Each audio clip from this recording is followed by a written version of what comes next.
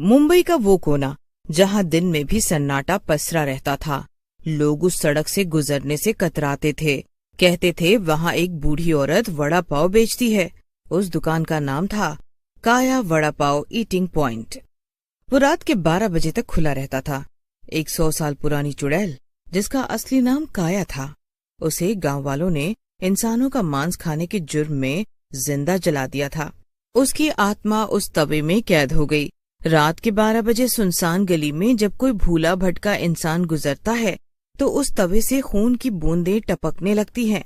चुड़ैल का सड़ा गला, डरावना चेहरा, लाल आंखें और झुलसी हुई त्वचा थी। जो भी वहां से निकलता चुड़ैल के वड़ा पाव जरूर खाता, पर जो भी खाता मारा जाता।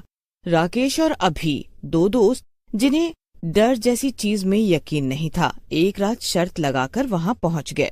अबे क्या बकवास है, चुड़ैल और वड़ा पाव। चल देखते हैं चुड़ैल भी कोई वड़ा पाव बेचती है। हाँ, और सुन, अगर डर गया तो अगले हफ्ते की पूरी पार्टी तेरी। अच्छा ठीक है भाई, मेरी तरफ से पार्टी डन। अब पहले देखते हैं कौन डरता है। दोनों लड़खड़ाते कदमों से उस दुकान तक पहुंचे। एक भयानक बूढ़ी औरत, झुर्रियों भरा डरावना चेहरा, लाल चमकती हुई आंखें, तवे पर वड़ा पाव मसाला तलती हुई दिखाई दी। चारों तरफ धुंध और कोहरे का माहौल था। ये बहुत खौफनाक नजारा लग रहा था। वो दुकान एक सुनसान गली में थी। उसके तवे से भयानक बदबू उठ रही थी। वातावरण स्याह, डरावना और सिहरन पैदा करने वाला था। अगल बगल सुनसान, चारों तरफ सन्नाटा। जैसे जैसे दोनों आगे बढ़ते हैं, कदमों की आवाज और उनकी परछाई छोटी होती जा रही थी। कौन है? भूख लगी है क्या? मेरे वड़ा पाव खाकर देखो, तीखी चटनी के साथ मजा आ जाएगा। हाँ अम्मा, 2 वड़ा पाव बना दे। और ये बताओ, तुम चुड़ैल हो क्या? पता नहीं बेटा, लोग बोलते हैं। तुम बताओ, तुमको लगती हूँ क्या? अभी कुछ पल उसका चेहरा गौर से देखता है और कहता है, ऐसे बनकर रहोगी तो लगोगी ही। बूढ़ी औरत ने बिना कुछ बोले वड़ा पाव बनाना शुरू किया। अचानक एक अजीब सी गंध फैल गई। ऐसा लगा जैसे जलती हुई हड्डियों की बू आ रही हो। पाव सेकने पर ऐसा लग रहा था जैसे वो किसी का मांस हो।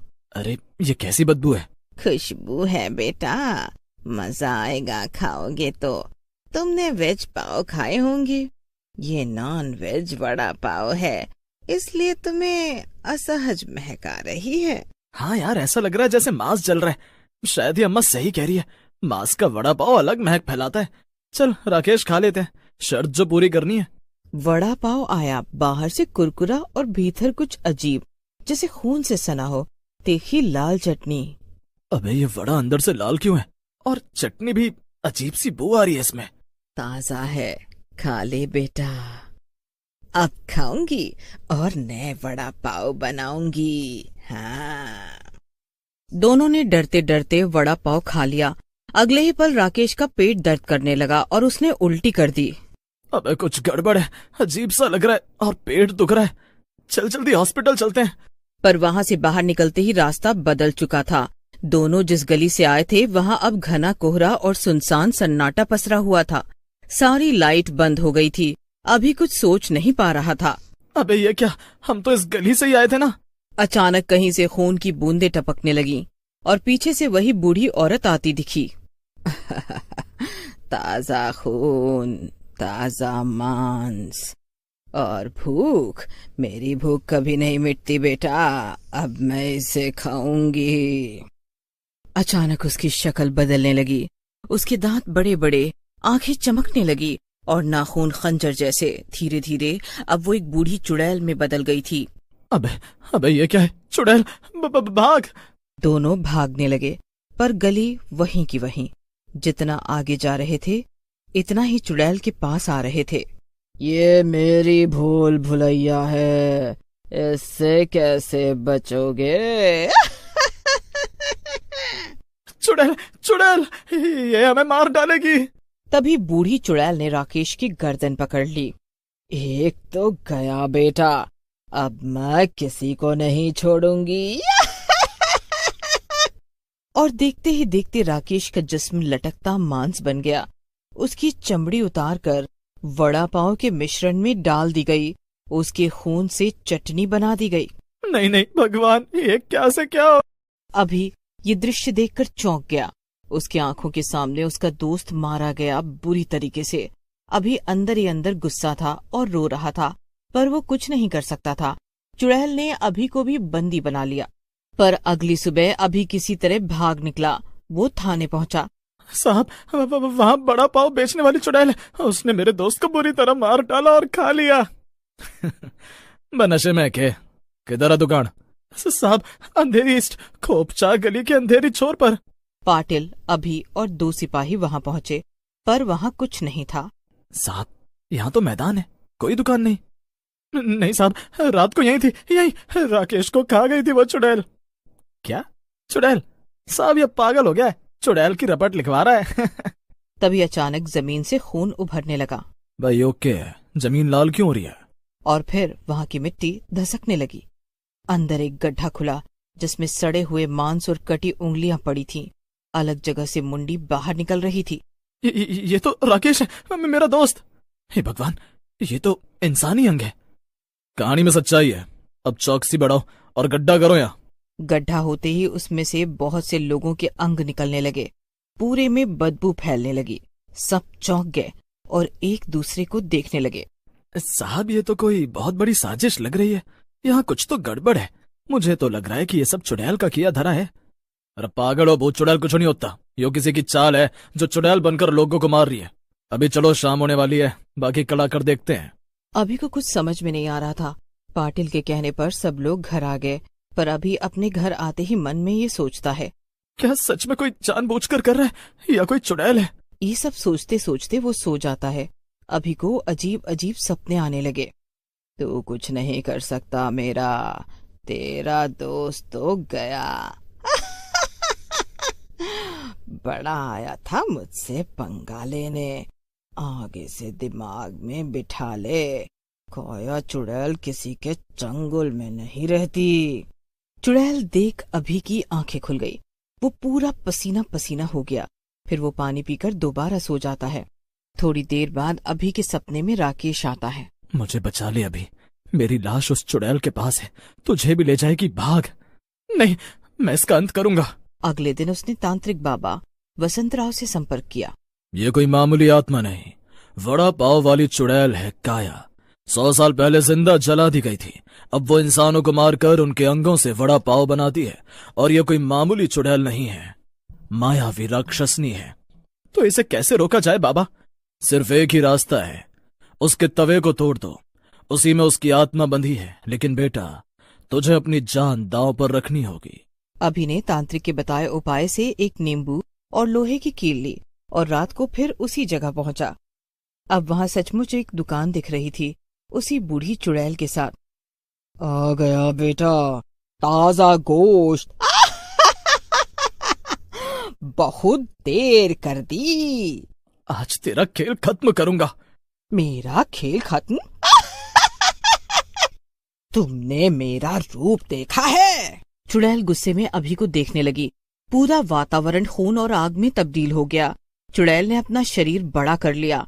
उसके खंजर जैसे हाथ, बड़ी बड़ी आंखें, टेढ़े दांत और चेहरे पर गुर्राती हंसी। अभी ने लोहे की कील से तवे पर वार किया। चुड़ैल तड़प उठी।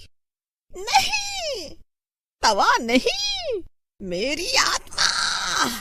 पर अभी ने हिम्मत नहीं छोड़ी। वो कील से तवे पर वार करता रहा। अभी अब मुड़कर घर की ओर जाने लगा। उसने कील वहीं फेंक दी। रुक रुक, अरे बाबा रुक, खेल तो अभी शुरू हुआ है। अभी अपने आप को बहुत छुड़ाता है। चुड़ैल उसे तवे पर लेकर जाती है। तभी अभी चुड़ैल का तवा दूसरी ओर फेंक देता है। चुड़ैल तवा लेने जाती है, तभी अभी उसका पूरा ठेला जला देता है। अचानक तवे से आग की लपटें निकलती हैं। चुड़ैल आग में घिर जाती है। फिर वो आग में जलकर राख बन जाती है। माहौल में भयानक सन्नाटा आ जाता है। गली में पड़े तवे की राख से अब भी धुआं उठ रहा है। तभी वहां पुलिस आ जाती है और पुलिस वहां नो एंट्री बैनर लगा देती है।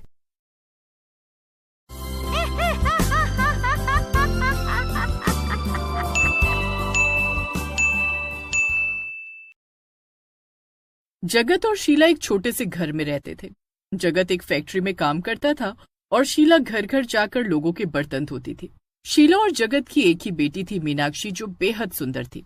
जो भी मीनाक्षी को देखता था तो बस देखता ही रह जाता था। एक दिन की बात है जब मीनाक्षी और उसकी दोस्त पायल कॉलेज से घर वापस आ रही होती हैं। मीनाक्षी को रास्ते में एयर होस्टेस दिखती है जो ऑटो में बैठ रही होती है। इनकी जिंदगी कितनी बढ़िया है, रोज नई नई जगह घूमती हैं। तो तू भी एयर होस्टेस बन जा, फिर तुझे भी सारी दुनिया देखने को मिल जाएगी। ओ, मैं और एयर होस्टेस कभी नहीं बन सकती। अरे पर क्यों नहीं बन सकती, क्या कमी है तुझमें? देख कितनी सुंदर है। इतना सुंदर तो कोई पूरे कॉलेज में नहीं होगा, और ऊपर से तेरी हाइट इतनी अच्छी है, तेरी इंग्लिश भी इतनी बढ़िया है कि तू सबको फेल कर देती है। अरे पर माँ बाबूजी कभी इस बात के लिए मानेंगे क्या? अरे तो उनको मानना पड़ेगा ना, और वो आखिर क्यों नहीं मानेंगे? एक बार जाकर उनसे बात तो कर। मीनाक्षी घर जाकर अपने माता पिता से बात करती है। हवाई जहाज का नाम सुनकर ही उसके बाबूजी घबरा जाते हैं। अरे इसमें घबराने की क्या बात है? सोचो हमारी बेटी हवाई जहाज में उड़ेगी तो हमारा कितना नाम होगा। इतने सुंदर कपड़े पहनकर जब घर से बाहर निकलेगी तो मैं गर्व से बोलूंगी कि मेरी बेटी एयर होस्टेस है। मीनाक्षी की माँ मान जाती है और उसके बाबूजी को भी मना लेती है। मीनाक्षी इस बात से बड़ी खुश होती है और एयर होस्टेस बनने की तैयारी में लग जाती है। वो दिन रात मेहनत करती है और फिर एयर होस्टेस के लिए इंटरव्यू देने जाती है। मीनाक्षी इंटरव्यू क्लियर कर लेती है और आखिरकार वो एक एयर होस्टेस बन ही जाती है। आखिर मैं एक एयर होस्टेस बनी गई। अब मैं जब ये खबर अपने माँ बाबूजी को जाकर सुनाऊंगी तो वो कितने खुश होंगे। मीनाक्षी खुशी खुशी अपने घर जाती है और अपने माँ बाप को ये खबर देती है। मीनाक्षी के माँ बाप ये खबर सुनकर बड़े ही खुश होते हैं। 4 दिन बाद मीनाक्षी एयर होस्टेस की यूनिफॉर्म पहनकर अच्छे से तैयार होकर घर से निकलती है। मेरी बेटी कितनी अच्छी लग रही है ना। आज इसका हवाई जहाज में पहला दिन है। अब तो ये पूरी दुनिया में उड़ेगी। चलो बढ़िया है, आखिर तुम्हारी बेटी ने तुम्हारा इतना नाम रोशन किया और अब तो तुम्हारे घर के हालात भी सुधर जाएंगे। सही कहती हो तुम बिल्कुल, बस सब अच्छा ही हो। मीनाक्षी एयरपोर्ट पर पहुंचती है। उसका फ्लाइट पर पहला दिन होता है। वो थोड़ी नर्वस भी होती है पर उसे अंदर से बड़ी खुशी भी होती है। मीनाक्षी का पहला दिन काफी अच्छा होता है। वो बड़ी खुशी खुशी घर जाती है और अपने माँ बाप को एरोप्लेन के बारे में सब बताती है। दोनों उसकी बातें बड़े ध्यान से सुन रहे होते हैं और मन ही मन बड़े खुश हो रहे होते हैं। सब कुछ बहुत अच्छा चल रहा होता है। अब मीनाक्षी की माँ को घर घर जाकर बर्तन भी नहीं मांजने पड़ते। उनके घर के हालात काफी सुधर जाते हैं। बस सब ऐसे ही खुश रहे और भगवान अपनी कृपा हम पर ऐसे ही बनाए रखे। मीनाक्षी भगवान से प्रार्थना करती है और फिर अपनी जॉब के लिए निकल जाती है। उस दिन मीनाक्षी को जॉब पर जाने के लिए काफी देर हो जाती है और ऊपर से रास्ते में बारिश होने लगती है। हे भगवान, ये क्या मुसीबत है। मेरे पास बिल्कुल टाइम नहीं बचा और यहीं और ऊपर से ना ऑटो मिल रहा है और ये बारिश भी शुरू हो गई। बड़ी मुश्किल से काफी देर इंतजार करने के बाद मीनाक्षी को रोड के दूसरी तरफ एक ऑटो वाला दिखता है। मीनाक्षी उसे देखकर बड़ी तेज भागती है और वो साइड से आते हुए ट्रक को देख नहीं पाती। ट्रक तेजी से आता है और मीनाक्षी को उड़ाता हुआ निकल जाता है। उसके सर से बहुत तेज खून निकल रहा होता है और वो कुछ ही देर में दम तोड़ देती है। इधर फ्लाइट टेक ऑफ करने वाली होती है पर मीनाक्षी का कुछ पता नहीं होता। फ्लाइट टेक ऑफ कर लेती है। सब कुछ ठीक चल रहा होता है। सब पैसेंजर आराम से अपनी सीट पर बैठे होते हैं पर तभी प्लेन हिलने लगता है। सारे पैसेंजर घबरा जाते हैं पर फिर अचानक से प्लेन हिलना बंद हो जाता है। फिर थोड़ी देर एक एयर होस्टेस आती है। उस बच्चे की माँ बगल में आराम से आंखें बंद करके सो रही होती है। एयर होस्टेस देखते देखते पल भर में एक चुड़ैल में बदल जाती है। बच्चा उसे देखकर बहुत डर जाता है और बुरी तरह चिल्लाने लगता है। बच्चे का शोर सुनकर उसकी माँ एकदम से उठ जाती है। बच्चे को संभालते हुए वो उससे पूछती है, क्या हुआ बिट्टू, तुमने कोई बुरा सपना देखा है क्या? नहीं माँ, ये आंटी चुड़ैल है, मैंने अभी देखा। इनकी शक्ल बहुत डरावनी थी, एकदम चुड़ैल जैसी। बिट्टू बेटा, ऐसे किसी को नहीं बोलते। चलो आंटी को सॉरी बोलो। अरे कोई बात नहीं मैम, बच्चा है, शायद बुरा सपना देखकर डर गया। अरे मीनाक्षी, तुम तो आज आई ही नहीं थी ना, तो फिर यहाँ कैसे? मैं आई तो थी पर शायद तुमने मुझे देखा ही नहीं। मीनाक्षी वहां से चली जाती है। निधि को अच्छे से याद होता है कि मीनाक्षी आज आई ही नहीं है और वो इस बात से बड़ी हैरान होती है कि आखिर चलती फ्लाइट में मीनाक्षी कैसे आ गई। निधि इस बारे में ही सोच रही होती है कि फिर से प्लेन जोर जोर से हिलने लगता है। आखिर ये हो क्या रहा है? मुझे जल्दी से जाकर देखना होगा। किसी को भी समझ नहीं आ रहा होता कि आखिर प्लेन बार बार इस तरह हिल क्यों रहा है। सब लोग बड़े परेशान हो जाते हैं क्योंकि प्लेन में तो कोई खराबी नहीं होती। तो फिर ऐसा? निधि अंदर पायलट के पास जाती है और उससे पूछने लगती है कि वो आखिर ऐसा बार बार क्यों हो रहा है, पर पायलट कोई जवाब नहीं देता। निधि को पायलट का व्यवहार कुछ ठीक नहीं लगता और वो काफी परेशान हो जाती है। जब वो दूसरी एयर होस्टेस के पास जाकर इसके बारे में बताती है कि उनके पायलट मिस्टर रणधीर अजीब बर्ताव कर रहे हैं, तो दूसरी एयर होस्टेस ये सुनकर चौंक जाती है। मिस्टर रणधीर तो छुट्टियों पर हैं, आज तो कोई और आया होगा। जब दोनों एयर होस्टेस अंदर जाकर पायलट की शक्ल देखती हैं तो वो मिस्टर रणधीर नहीं बल्कि कोई और होता है। आप कौन हो? आप तो हमारे पायलट नहीं हो। अगर किसी ने सीट से हिलने की कोशिश भी की तो मैं इस बच्चे को मार दूंगा। ए लड़की, चल सबके साथ कोने में जाकर खड़ी हो जा, चल।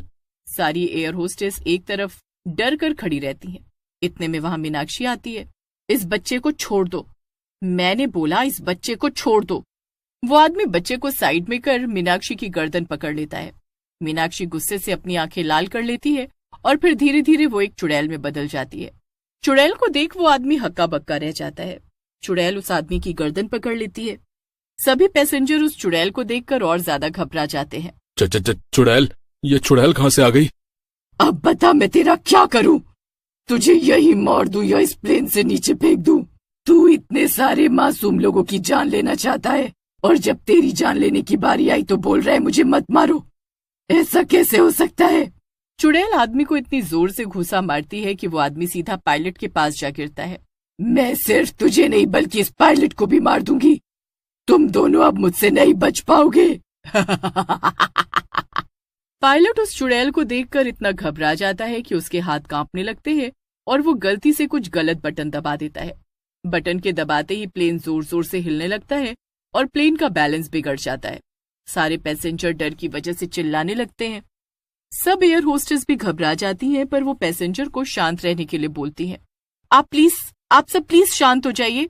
देखिए, अभी आप बस शांत रहिए, हम आपको सुरक्षित पहुंचा देंगे। एयर होस्टेस के समझाने पर भी कोई भी पैसेंजर समझने को तैयार नहीं था।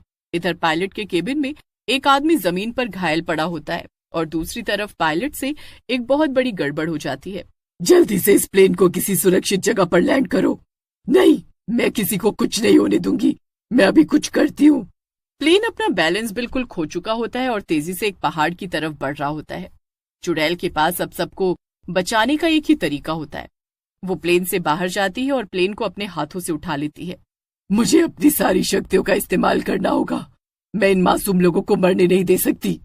चुड़ैल एयर होस्टेस अपनी सारी शक्तियां लगा देती है और प्लेन को दूसरी तरफ उड़ाने लगती है। कुछ ही देर में प्लेन वापस से बैलेंस में हो जाता है। शुक्र है भगवान का, अब हमें कुछ नहीं होगा। निधि जल्दी से अनाउंसमेंट करती है। देखिए, अब प्लेन उस पहाड़ से टकराने से बच गया है और अब स्थिति नॉर्मल है। हम कुछ ही देर में एक सुरक्षित जगह पर लैंड होने वाले हैं। आप सभी शांत रहिए और अपनी सीट बेल्ट बांध लीजिए, हमें अभी एकजुट रहना पड़ेगा। कुछ ही देर में प्लेन एक सुरक्षित जगह लैंड हो जाता है। एयर होस्टेस जल्दी से प्लेन का गेट खोलती है और सभी पैसेंजर एक एक करके बाहर आ जाते हैं। सबके बाहर आने के बाद सारी एयर होस्टेस भी बाहर आ जाती है। अब सब लोग उस चुड़ैल को देखने लगते हैं, पर वो तो कहीं भी दिखाई नहीं दे रही होती। पर तभी थोड़ी देर बाद वो दोनों आदमियों को गर्दन से पकड़कर बाहर लेकर आती है। आज तुम्हारी वजह से इतने पैसेंजर की जान खतरे में आ गई थी। ये सब तुम दोनों ने आखिर क्यों किया? अब तो मैं तुमको जिंदा नहीं छोड़ूंगी। वो आदमी और वो पायलट चुड़ैल के आगे हाथ जोड़कर बैठ जाते हैं और अपनी जान की भीख मांगने लगते हैं। तुम ऐसा कैसे कर सकते हो? यहाँ एक एक पैसेंजर हमारी जिम्मेदारी है। पर तुम तो मीनाक्षी हो ना, तो फिर तुम चुड़ैल कैसे बन गई? हाँ, मैं मीनाक्षी ही हूँ और आज आते वक्त एक एक्सीडेंट में मैं मर गई थी। मरने के बाद भी मुझे पता नहीं चला कि मैं मर चुकी हूँ और मैं हमेशा की तरह जॉब कर रही थी। पर जब इस बच्चे ने मुझे चुड़ैल बोला तब मैं हैरान रह गई। मुझे एक पल में सब याद आ गया और जब मैंने वॉशरूम में जाकर खुद को शीशे में देखा तो मुझे समझ आ गया कि मैं मर चुकी हूँ। ये सुनकर निधि और दीपिका को बहुत धक्का लगता है। उन्हें मीनाक्षी के मरने का बहुत दुख होता है। बाकी पैसेंजर भी मीनाक्षी के लिए बड़े दुखी होते हैं। हमें तुम पर गर्व है, तुमने मरने के बाद भी अपना फर्ज निभाया। एक चुड़ैल होकर भी तुमने ये याद रखा कि तुम एक एयर होस्टेस हो और तुम्हारा फर्ज क्या है। अरे, तुमको इस लड़की से कुछ सीख लेनी चाहिए, तभी शायद एक अच्छे पायलट बन सको। पायलट अपने किए की सबसे दिल से माफी मांगता है और वो अपनी हार पर बड़ा शर्मिंदा होता है। वो सही सलामत लोगों को एयरपोर्ट पहुंचा देता है और उसके बाद भी वो चुड़ैल एयर होस्टेस हमेशा पैसेंजर की मदद के लिए एयरपोर्ट पर भटकती रहती थी।